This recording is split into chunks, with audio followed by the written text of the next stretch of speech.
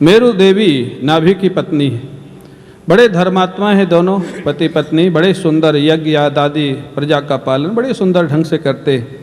बहुत समय बीत गया लेकिन उनको कोई संतान प्राप्त नहीं हुई। उन्होंने अपने आचार्य जी को बुलाया, कुल पुरोहित को, और उन्होंने पुत्रेष्ठ याग किया। पुत्रेष्ठ याग इतना सुंदर हुआ। सतयुग का समय था, मंत्रों की शुद्धि थी महाराज, भूमि की शुद्धि थी, अन्न की शुद्धि थी, यजमान की शुद्धि थी। अब आजकल लोग कहते हैं अनुष्ठान सफल नहीं होते। देखो भगवान की कृपा से ही अनुष्ठान सफल होंगे।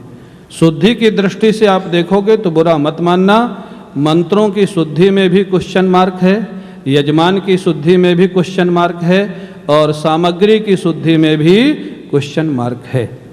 और शास्त्र में लिखा है विधिहीनम, हाँ, अगर विधि की पूर्णता नहीं होगी तो अनुष्ठान की सफलता नहीं होगी। इसलिए अंत में कहा जाता है भाई हमसे जो भी गलती हुई हो ठाकुर जी आप कृपा करके पूरा करना। तो कलयुग में अगर अनुष्ठान सफल होंगे तो भगवान की कृपा से सफल होंगे। कोई अगर ये दावा करता है अभिमान के कारण हम पूर्ण विधि से अनुष्ठान करेंगे, पूर्ण विधि आप चाह के भी नहीं कर सकते। किसान के हल से जोता हुआ उसमें गेहूं और जौ चाहिए जिसमें कोई केमिकल ना पड़ा हो। मिट्टी से हाथ धोने वाला यजमान चाहिए, गायत्री जप करने वाला यजमान चाहिए, यज्ञोपवीत पहनने वाला यजमान चाहिए। कहाँ यजमान मिलेगा ऐसा? और मंत्र की शुद्धि, एक उदात्त अनुदात्त का फर्क हो जाए भागवत में वर्णन है तो सारा अनुष्ठान का फल उल्टा हो जाता है। कहाँ से शुद्धि होगी?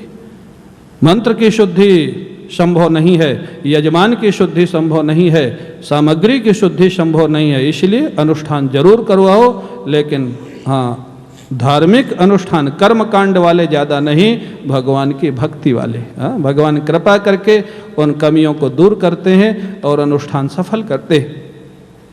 ये सतयुग का समय था, अनुष्ठान सफल हुआ, भगवान प्रकट हुए। महाराज मेरु देवी ने कहा प्रभु, नाभि और मेरु देवी ने, हमको पुत्र तो चाहिए लेकिन आपके जैसा चाहिए। आप चाहिए ये तो कहने में संकोच हो रहा है, आपके जैसा चाहिए। भगवान मुस्कराए, मेरे जैसा दूसरा तो कोई है नहीं, मैं ही तुम्हारा पुत्र बन करके आऊँगा, प्रतीक्षा करो। और भगवान मेरु देवी के गर्भ में प्रवेश करते हैं 3 उद्देश्यों को लेकर के। एक तो पहला उद्देश्य है नाभि और मेरु देवी की प्रसन्नता, भक्तों की प्रसन्नता। दूसरा उद्देश्य है गृहस्थ को कैसे रहना चाहिए ये दिखाना। और तीसरा उद्देश्य है एक साधु अवधूत का जीवन कैसा होता है ये दिखाना।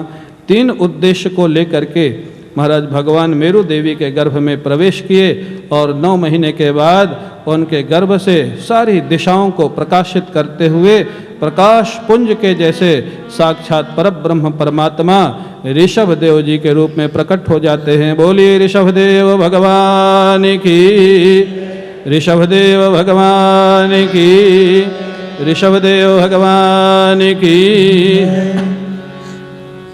ऋषभ, ऋषभ का अर्थ होता है सर्वश्रेष्ठ।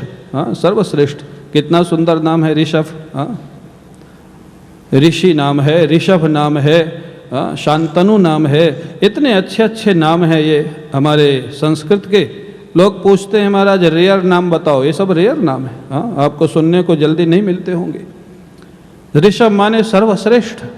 ऐसे बालक भगवान के रूप में ऋषभ देव जी भगवान प्रकट होते हैं। बड़े शक्तिशाली थे। देवराज इंद्र भी उनकी शक्ति से प्रभावित हो गया, स्वर्ग का राजा, और इतना प्रभावित हुआ कि अपनी बेटी जयंती का विवाह ऋषभ देव जी के साथ कर दिया। स्वर्ग की राजकुमारी जयंती, उनका विवाह हुआ ऋषभ देव जी के साथ। और ऋषभ देव जी को जयंती के माध्यम से 100 पुत्रों की प्राप्ति हुई। आप उसको कल्पना मत सोचिए, क्योंकि सृष्टि का आदि समय था, सृष्टि की बहुत कमी थी, जनसंख्या बहुत कम थी, उस समय सृष्टि बढ़ाने की जरूरत थी और भगवान थे। सबसे बड़े पुत्र का नाम हुआ भरत, और उन्हीं भरत के नाम पर हमारे देश का नाम पड़ गया भारतवर्ष। भारतवर्ष इतना ही नहीं जितना आज है। भारतवर्ष तो कुछ समय पहले तक पाकिस्तान, अफगानिस्तान ये सब भारत था। जो गांधारी थी वो कहाँ की थी? गांधार की। अफगानिस्तान में इस समय जो गांधारी थी, दुर्योधन की माँ, धृतराष्ट्र की पत्नी, और बर्मा, नेपाल, ये सब तो कुछ समय पहले तक सब बांग्लादेश, ये सब भारत का ही हिस्सा था। तो एक समय ऐसा था जब भारतवर्ष पूरा विश्व था, पूरा विश्व भारतवर्ष था, एक छत्र राज्य होता था। उन्हीं के नाम पर संपूर्ण देश का नाम पड़ गया भारतवर्ष।